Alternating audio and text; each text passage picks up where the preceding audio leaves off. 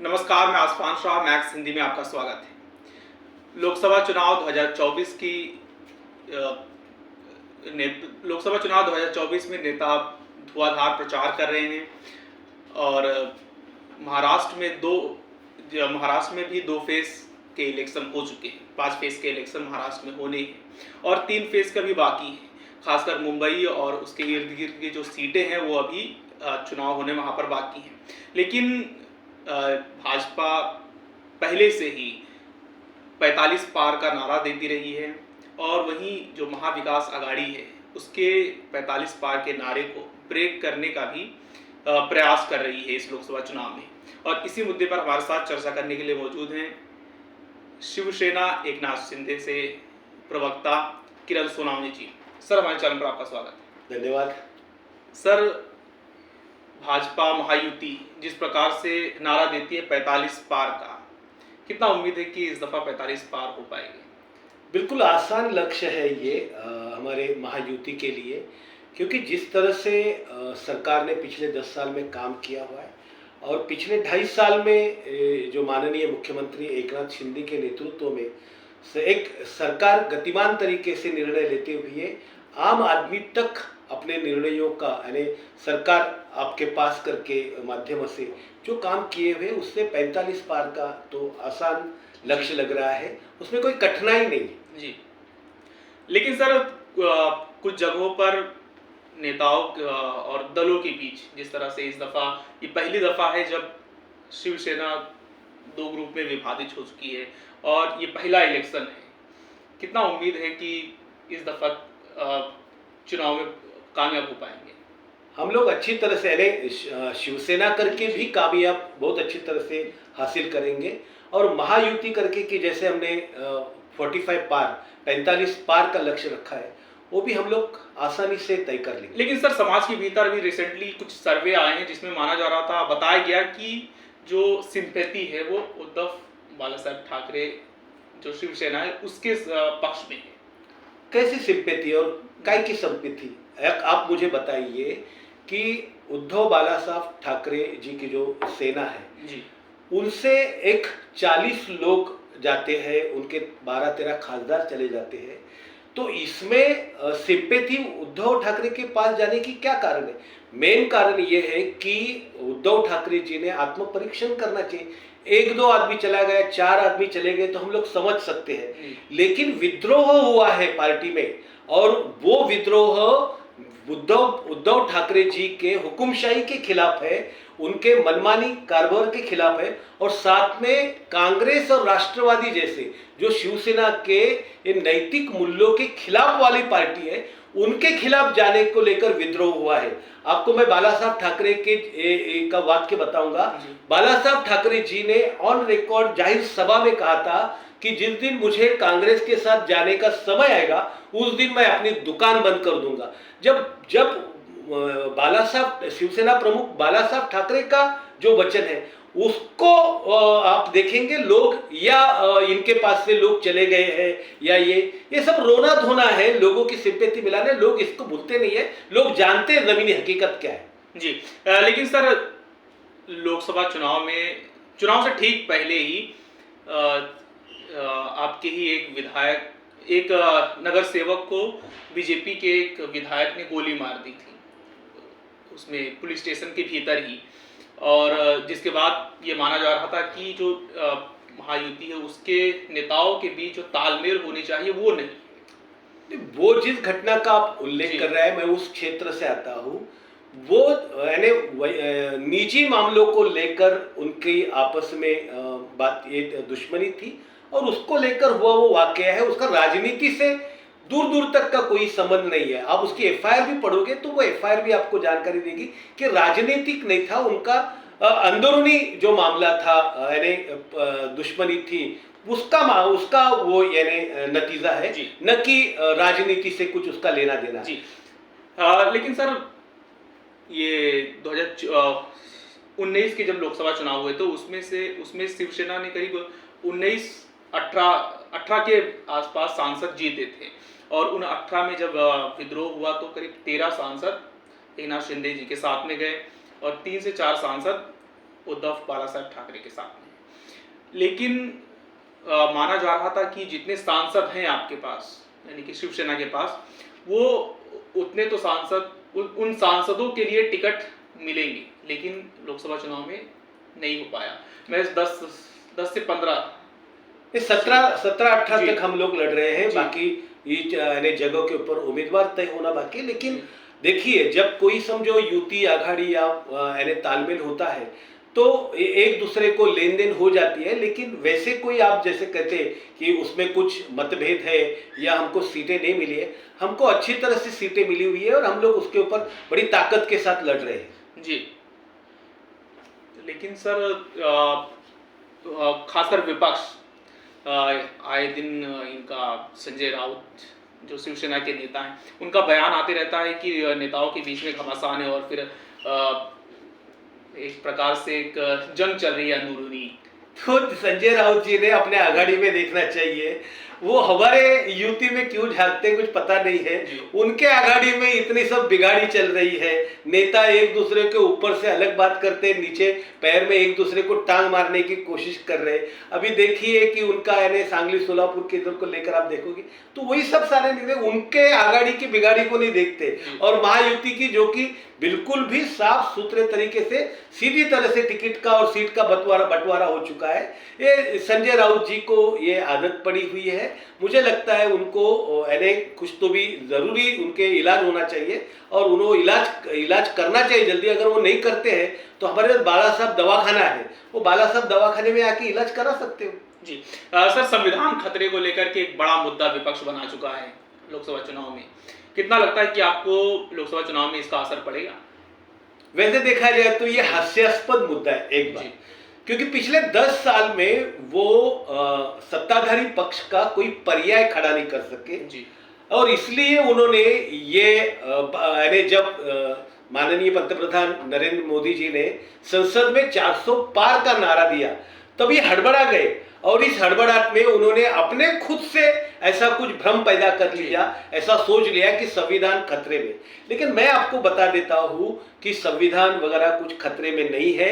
इनकी कुटिल राजनीति खतरे में है, इनकी परिवारवाद की राजनीति खतरे में है, इनके खुद का राजकीय अस्तित्व धोखे में आ चुका है। इसके लिए संविधान की बात करते हैं। अब मैं आपको बताना चाहता हूं कि अब तक संविधान में सबसे ज्यादा धक्का किसने दिया होगा, तो कांग्रेसियों ने दिया है। अभी तक देखिए, आप अगर आंकड़े निकालोगे तो 80 तक के संशोधन संविधान में हो चुके हैं। यहां तक कि शाहबानो उसका जो मामला था जिसमें सुप्रीम कोर्ट ने निर्णय दे चुका था कि उसे अपना एनए पोर्टगी वो मिलना चाहिए, अलबेनी मिलना चाहिए, उसको लेकर तुरंत ही कायदा बनाया गया और उसमें जातीयता का, धर्मांध का भेद एक दूसरे में बांटने का काम ये इस तरह का किया है। दूसरी बात 42वीं घटना दुरुस्ती जो की थी कांग्रेस ने, उसके तहत आप देखिए कि उसमें इमरजेंसी लागू की, तमाम संविधान के मूल्यों को जो है वो आहत पहुंचाएगी। आप सारे मुद्दे अगर देखोगे, दूसरी जगह पे आप अभी तक के देखोगे 80 इसके मामले में उन्होंने यहां तक कि आरक्षण की सीमा बढ़ाने का जो भी कानून था वो भी उसको यानी सुप्रीम कोर्ट को उसको चैलेंज देते उसको रोक कर रख दिया। आज मराठा आरक्षण का और बाकी सारे दूसरे राज्यों में 50% के ऊपर की सीमा बढ़ चुकी है, लेकिन महाराष्ट्र में बढ़ नहीं रही क्योंकि इसने इस तरह का कोई भी संशोधन नहीं किया है। लेकिन सर, विपक्ष ये भी कहता रहा है कि अगर जिस तरह से भाजपा नारा देती रही कि 400 पार का, तो संविधान बदल देगी अगर 400 पार उसके लोकसभा में सांसद आ गए। और कई सारे बीजेपी के नेताओं ने भी कहे हैं कि अगर हमारे 400 पार इसलिए चाहिए क्योंकि संविधान बदलने। नहीं, ये ऐसा कोई नेता बोला हो मुझे अभी छोट भैया कोई कहीं गली कुचे में कुछ बोल रहा होगा इसमें तो मालूम नहीं, लेकिन आप देखोगे कि नरेंद्र मोदी जी ने हाल ही की 4-5 सभा में बोला हुआ है कि बाबा साहब अम्बेडकर का संविधान हमको पूजनीय है और हम लोग उसके तहत ही कारभार। और आप देखोगे ना, चुनावी प्रक्रिया किसके तहत चल रही है, संविधान के तहत चल रही है। विपक्ष फॉर्म भर रहे, प्रचार कर रहे, इसमें संविधान बदलने का। दूसरा, हमारे माननीय मुख्यमंत्री एकनाथ शिंदे जी ने जाहिर सभा में कहा है कि जब तक सूरज चांद रहेगा तब तक बाबा साहब अम्बेडकर का संविधान रहेगा। जब ये बात सामने तय है तो विपक्ष के पास कोई मुद्दा नहीं बनता। मैं आपको बता दूं कि ये हर बार जब भी कभी कांग्रेस खतरे में आती है तो ये यहाँ के वंचित और दलित अल्पसंख्यक लोगों को मूर्ख बनाने के लिए कभी संविधान का मुद्दा लेती है, कभी शाहू फुले अंबेडकर का मुद्दा लेती है। वास्तविक में ये नकली संविधानवादी है, ये अवसरवादी सत्ता लोलुप लोग हैं और नकली शाहू फुले अंबेडकरवादी। विपक्ष सर ये भी कहता रहा है कि अगर इनकी एक बार फिर से सरकार बन गई तो चुनाव नहीं होंगे, देश में तानाशाही आ जाएगी और आरक्षण को खत्म कर देंगे। ऐसा तो बिल्कुल कभी भी किसी ने नहीं कहा आरक्षण को खत्म कर देंगे या तानाशाही आ जाएगी।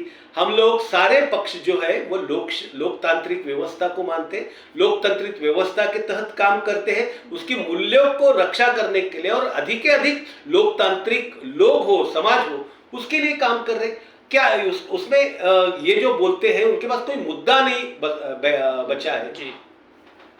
लेकिन सर विपक्ष कहता रहा है कि जिस प्रकार से विपक्षी नेताओं को केंद्रीय जांच एजेंसियां टारगेट करती रही हैं, उनके नेताओं को जेल में डालती रही हैं, उसको लेकर के भी चिंता जताई जा रही है और फिर लोग कह रहे हैं कि अगर एक बार फिर से इनकी सरकार बन गई तो चुनाव ही नहीं होंगे और फिर जांच एजेंसियों का और दुरुपयोग किया जाएगा। आप मुझे बताइए कि कोई बेगुनाह आदमी को यहाँ पे फंसाया गया है क्या?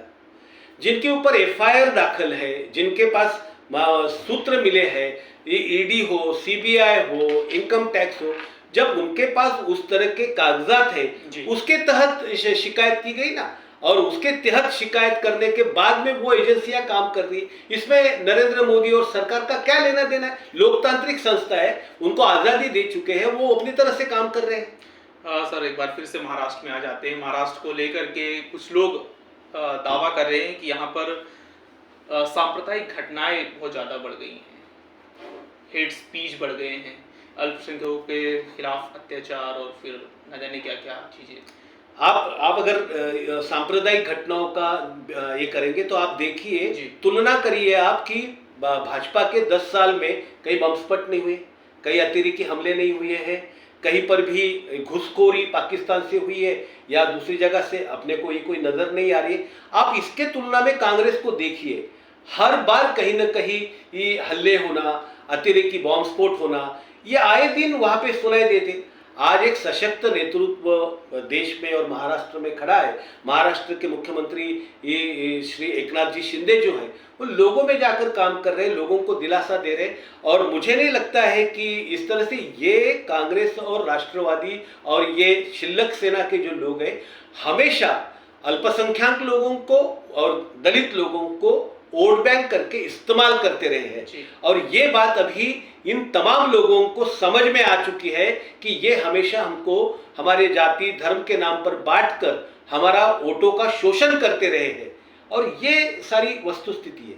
सर मैं आखिर में आपसे सवाल करना चाहूँगा कि आप ग्राउंड पर उतर करके लोकसभा का चुनाव प्रचार कर रहे हैं और फिर आप माहौल भी भाप रहे हैं, तो आपको किस प्रकार का रिस्पांस मिल रहा है आम जनता से और फिर कितनी उम्मीद है कि आप 45 पार महाराष्ट्र में कुछ? हम लोग लोकसभा में 400 पार और महाराष्ट्र में 45 पार बिल्कुल आ रहे हैं। और ये बता दें आपको कि यहाँ पे जो भी नकली के खिलाफ असली की लड़ाई है।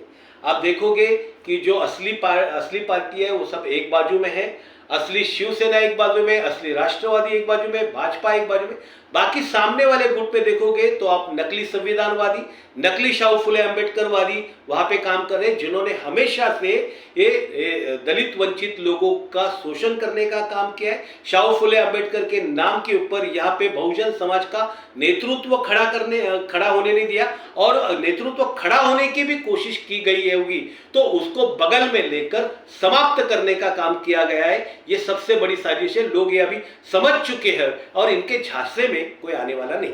सर आखिर में एक और आपसे सवाल करना चाहूंगा कि वंचित बहुजन आघाड़ी इस दफा सभी महाराष्ट्र की सीटों पर चुनाव लड़ रही है, उससे कितना आपको खतरा महसूस हो रहा है?